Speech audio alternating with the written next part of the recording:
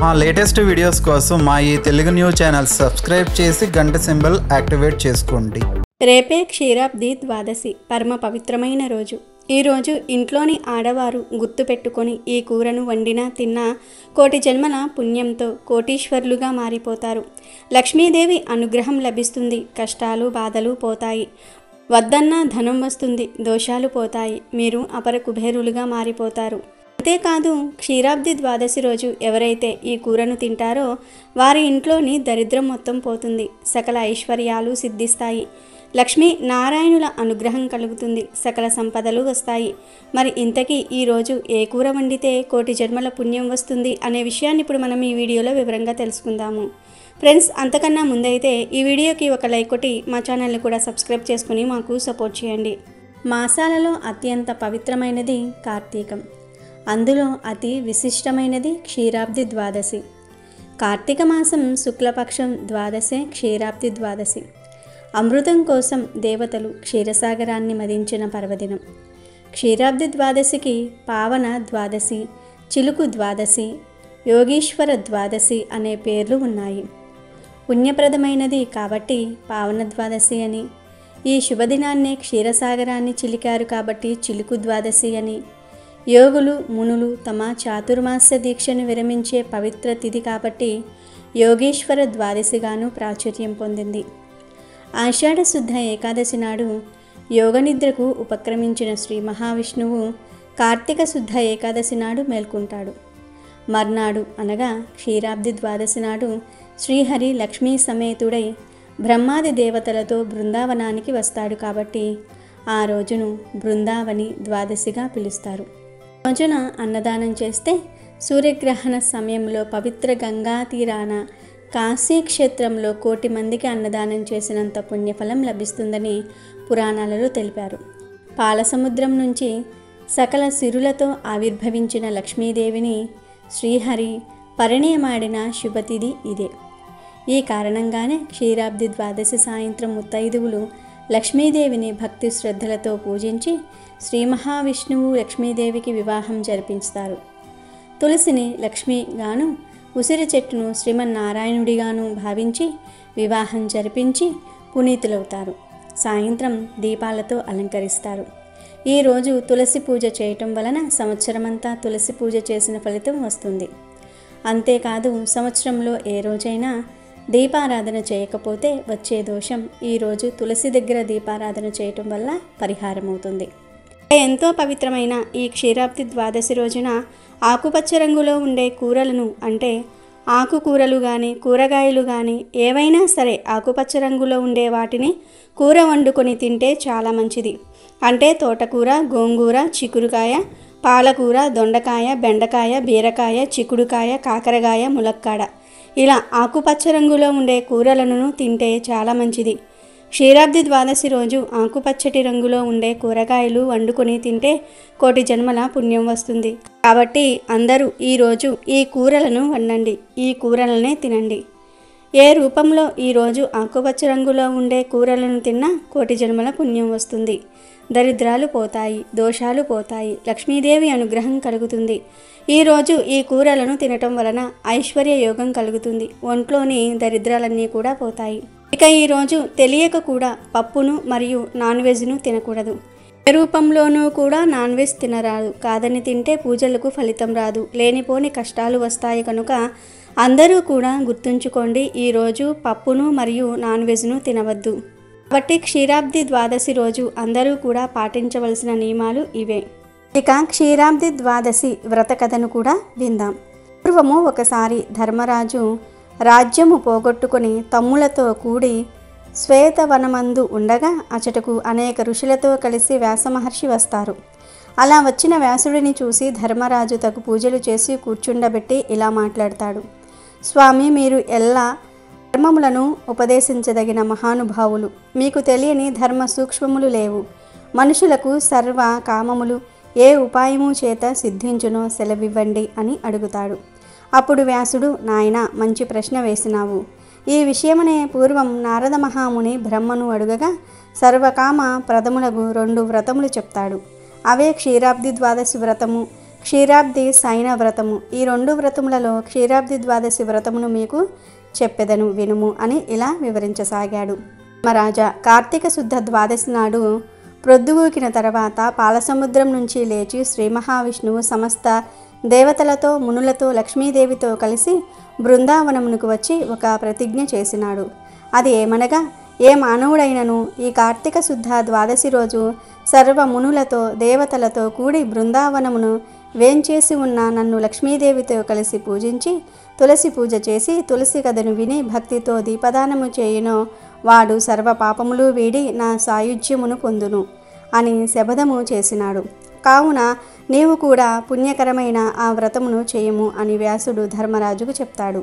అది విని ధర్మరాజు, అయ్యా, ఈ వ్రతము చేయవలసిన విధానం ఎలాంటిదో నాకు చెప్పమని అడుగగా వ్యాసుడు ఇలా చెప్తాడు. ధర్మరాజా, ఏకాదశి నాడు ఉపవాసము చేసి ద్వాదశి పారణ చేసుకుని ద్వాదశి రోజు సాయంకాలమున మరలా స్నానము చేసి శుచి అయి తులసి కోట దగ్గర చక్కగా శుద్ధి చేసి 5 వన్నెల ముగ్గులు పెట్టి అలంకరించి లక్ష్మీ సహితుడైన విష్ణువును తులసిని భక్తితో సర్వోపచారములతోనూ పూజించి తర్వాత కొబ్బరి, బెల్లము, ఖర్జూరము, అరటిపండ్లు, చెరకు ముక్కలు నైవేద్యముగా సమర్పించి తాంబూల నీరాజములో సంగి మంత్ర పుష్పము పెట్టి పూర్తి చేసి తులసి సహిత లక్ష్మీనారాయణ మహత్యమును దీపదాన ఫలమును వినాలి. అనంతరము బ్రాహ్మణుడికి గంధ పుష్ప ఫలాదులు ఇచ్చి తృప్తిపరచి వ్రతము పూర్తి చేయవలెను అని వివరించినాడు.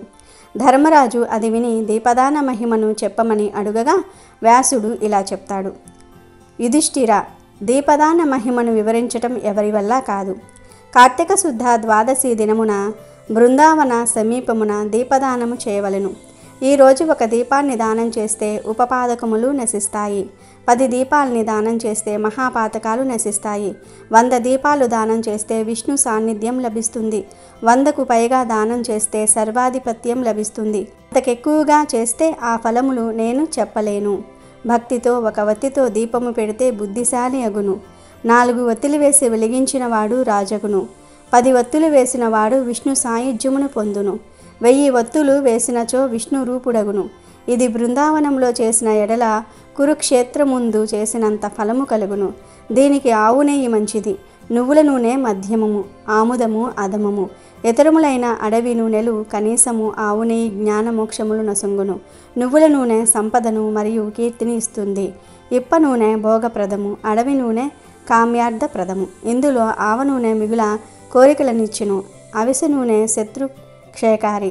ఆముదము ఆయుష్ను నాశనము చేయును.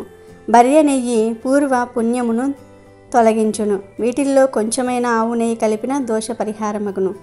ఈ దీపదానముల వలనే ఇంద్రాదులకు వారి వారి పదవులు దొరికినవి. దీనివలన అనేక మహిమలు కలుగును. ద్వాదశి నాడు దీపదానము చేసిన శూద్రాదులు ముక్తి పొందుతారు. బృందావనమందు ఒక మండపము కట్టి వరుసగా దీప పక్తులు పెట్టి ఉన్నప్పుడు ఎవరైతే అది చూసి ఆనందపడునో వాని పాపలన్నీ కూడా నశించును. ఈ దీపదాన మహిమను విన్నవారు చదివినవారు మోక్ష ప్రాప్తులగుదురు అని చెప్తారు. ఇది విని ధర్మరాజు మహా ఆనందమును పొంది తులసి మహత్యమును చెప్పమని కోరగా వ్యాసుడు ఇలా చెప్తాడు. తులసి మహిమ పూర్తిగా బ్రహ్మ కూడా చెప్పలేడు.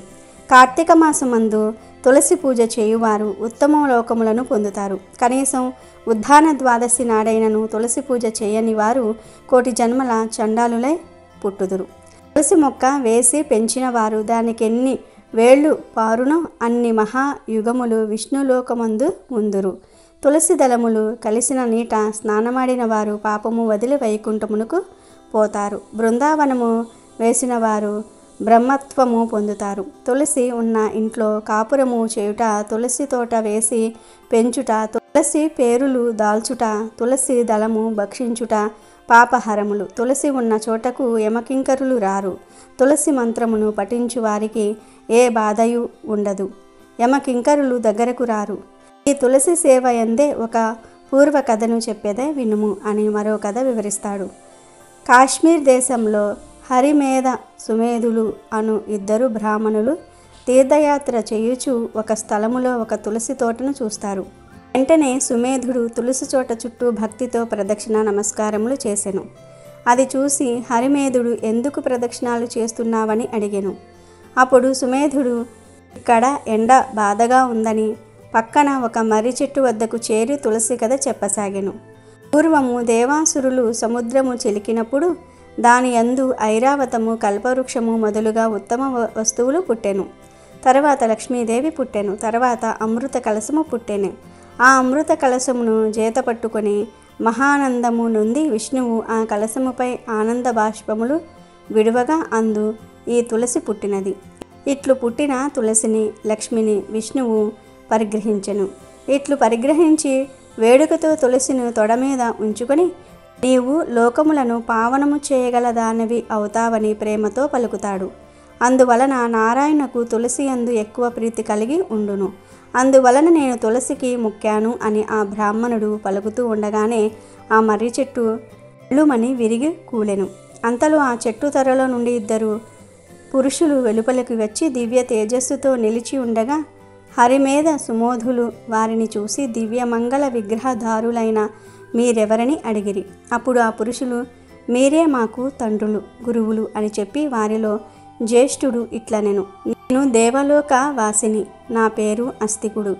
నేనొకనాడు అప్సరసలతో కూడి నందనవనమున కామ వికారముచే మైమరచి క్రీడించుచూ ఉండగా మేము ధరించిన పుష్పమాలికలు పైనబడి మా సందడి వలన ధ్యానం చలించి అచట తపస్సు చేయుచున్న రోమస మహాముని నన్ను చూసి నీవు మదోన్ముదుడవై ఇట్లు నాకు అలజడి కలిగించితివి, కావున బ్రహ్మ రాక్షసుడిగా మారమని శపించాడు. తప్పిదము పురుషునిది గాని స్త్రీలు పరతత్రులు కనుక వారి వలన తప్పు లేదని వారిని క్షమించి విడిచెను. అంతటా నేను శాపమునకు వెరచి ఆ మునిని వేడి ప్రసన్నుని చేయగా ఆయన అనుగ్రహము కలిగి ఇలా అన్నాడు, నీవెప్పుడు తులసి మహిమను విష్ణు ప్రభావమును విందువో అప్పుడు శాప విముక్తుడవు అవుతావు అని అనుగ్రహించెను. నేను బ్రహ్మ రాక్షసుడినై ఈ చెట్టు తొర్రలో చేరి మీ దయవలన నేడు శాప విమోచనము పొందితిని అని చెప్తాడు. అప్పుడు 2వ వ్యక్తి తన వృద్ధాంతము ఇలా చెప్పసాగెను, నేను పూర్వమొక ముని కుమారుడిగా ఉండి గురుకుల వాసము చేయుచుండి ఒక అపరాధము వలన బ్రహ్మ రాక్షసుడిని అవమని గురువు వలన శాపము పొంది ఇట్లు ఈ చెట్టు తొర్రలో నివసిస్తూ ఉన్నాను. మేమిద్దరము మీ దయవలన పవిత్రమైతిమి.